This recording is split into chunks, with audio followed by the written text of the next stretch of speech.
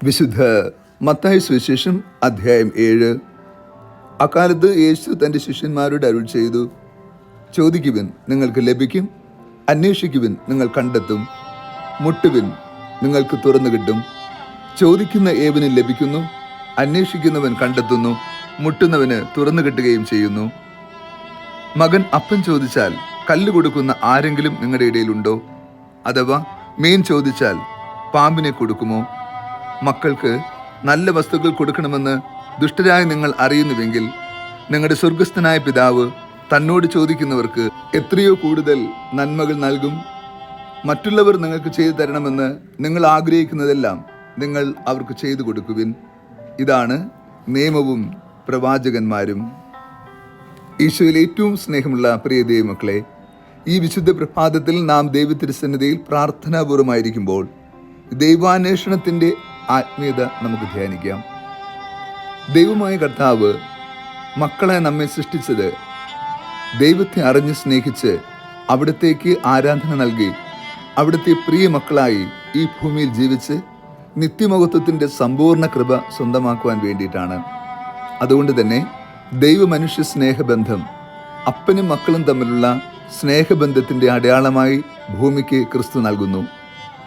ദൈവമായ കർത്താവിനെ പിതാവേ എന്ന് വിളിക്കുവാൻ ക്രിസ്തു പഠിപ്പിച്ചതിലൂടെ നാമും ദൈവവും തമ്മിലുള്ള ബന്ധം കൃപയുടെ സ്നേഹത്തിൻ്റെ ബന്ധമാണെന്നും നമുക്ക് സ്വർഗത്തിൽ ഒരു അപ്പനുണ്ടെന്നും വിശ്വാസത്തോടെ, പ്രതീക്ഷയോടെ, സ്നേഹത്തോടെ ജീവിതത്തിൻ്റെ എല്ലാ സാഹചര്യങ്ങളിലും അവിടുത്തെ നിനക്ക് വിളിച്ചപേക്ഷിക്കാമെന്നും ക്രിസ്തു ഉറപ്പ് നൽകി.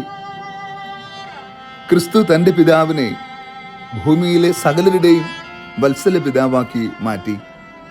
നമുക്ക് ലഭിച്ച ഏറ്റവും വലിയ സ്വാതന്ത്ര്യം ഇതാണ്. ദൈവത്തെ പിതാവേ എന്ന് വിളിച്ച് പ്രാർത്ഥിക്കുവാനുള്ള വലിയ കൃപയുടെ ബലം. ഈ സ്വാതന്ത്ര്യത്തിൽ നിന്ന്, ഈ സ്നേഹത്തിൽ നിന്നാണ് നാം നമ്മുടെ ആവശ്യങ്ങൾ ദൈവത്തിൻ്റെ സന്നിധിയിൽ സമർപ്പിക്കുന്നത്. ഇന്നത്തെ സുവിശേഷത്തിലൂടെ 3 കാര്യങ്ങൾ, മനുഷ്യൻ്റെ ആവശ്യങ്ങൾ ദൈവത്തിൻ്റെ സന്നിധിയിൽ സമർപ്പിച്ച് പ്രാർത്ഥിക്കുവാൻ ആവശ്യപ്പെടുന്നുണ്ട്. ചോദിക്കുക, നിനക്ക് നൽകപ്പെടും. നിന്റെ ജീവിതത്തിൻ്റെ ഏതൊരു ആവശ്യവും അറിയുന്ന ദൈവം നിനക്ക് ആവശ്യമായത് നൽകുക തന്നെ ചെയ്യും. നാം ചോദിക്കുന്നതെല്ലാം നൽകും എന്നല്ല ദൈവം നമുക്ക് നൽകുന്ന ഉത്തരം. മറിച്ച് നിനക്ക് ആവശ്യമായതെല്ലാം പിതാവായ ദൈവത്തിന് അറിയാം, അത് നൽകുക തന്നെ ചെയ്യും. മുട്ടുക, വാതിൽ നിനക്കായി തുറക്കപ്പെടുക തന്നെ ചെയ്യും. ഇത് ദൈവാശ്രയത്തിൻ്റെ അടയാളമാണ്. ദൈവത്തിൻ്റെ തിരുഹിതം നിറവേറാൻ വേണ്ടി ആകണം നാം ദൈവത്തോട് ചോദിക്കുന്നതും അവിടുത്തെ അന്വേഷിക്കുന്നതും. തീർച്ചയായും സ്വർഗത്തിലെ ദൈവത്തിൻ്റെ കൃപ നമുക്ക് അനുഭവിക്കാൻ സാധ്യമാകും. നാം ദൈവാന്വേഷികളായി തീരണമെന്നും അപ്പോൾ തീർച്ചയായും ദൈവത്തിൻ്റെ പദ്ധതിയും ദൈവത്തിൻ്റെ മനസ്സും കാണാൻ നമുക്ക് സാധ്യമാകുമെന്നും ഇന്നത്തെ സുവിശേഷം പഠിപ്പിക്കുന്നു. നമ്മുടെ ഇഷ്ടങ്ങൾ, ആഗ്രഹങ്ങൾ, ആവശ്യങ്ങൾ മാത്രം നിറവേറി കടന്നു പോകേണ്ടവരല്ല നാം. മറിച്ച് ദൈവത്തിൻ്റെ മനസ്സിനൊത്ത് ജീവിക്കേണ്ട ദൈവമക്കളാണ് നാം എന്ന ഓർമ്മപ്പെടുത്തൽ ഇന്നത്തെ സുവിശേഷത്തിലുണ്ട്. നാം ചോദിക്കുമ്പോൾ, നാം മുട്ടുമ്പോൾ, നാം അന്വേഷിക്കുമ്പോൾ സ്വർഗം നമുക്കായി നൽകുന്ന എല്ലാ കൃപാവരങ്ങളും നമുക്ക് വേണ്ടി മാത്രമുള്ളതല്ല. അത് കൊടുക്കേണ്ടവയാണ്, പങ്കുവയ്ക്കപ്പെടേണ്ടതാണ്. ഒപ്പം നന്മ ചെയ്തുകൊണ്ട് കടന്നു പോകേണ്ടതും ദൈവത്തെ സ്നേഹത്തോടുകൂടി അന്വേഷിക്കേണ്ടതുമാണ്. നമ്മുടെ ആവശ്യങ്ങളും ആഗ്രഹങ്ങളും ഇഷ്ടങ്ങളുമെല്ലാം ദൈവ തിരുമനസ്സിന് യോഗ്യമാകണം. നമ്മുടെ ആവശ്യങ്ങൾ നമുക്ക് വേണ്ടി, സ്വാർത്ഥ താല്പര്യങ്ങൾക്ക് വേണ്ടി ആകുമ്പോൾ ആ പ്രാർത്ഥന ഉത്തരമില്ലാത്തതും അർത്ഥശൂന്യമായി പോകും.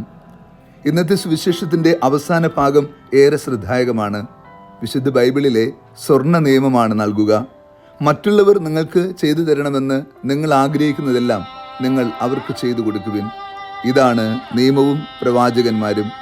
എല്ലാ നിയമത്തെയും ക്രിസ്തു ഏകവചനത്തിൽ ഒതുക്കി നമുക്ക് നൽകുന്നത് ഇപ്രകാരമാണ്: മറ്റുള്ളവർക്ക് നാം നന്മ ചെയ്യുമ്പോൾ എല്ലാ നിയമങ്ങളും അനുസരിക്കുന്ന ദൈവത്തിൻ്റെ പ്രിയ മക്കളായി നമ്മൾ രൂപാന്തരപ്പെട്ടു.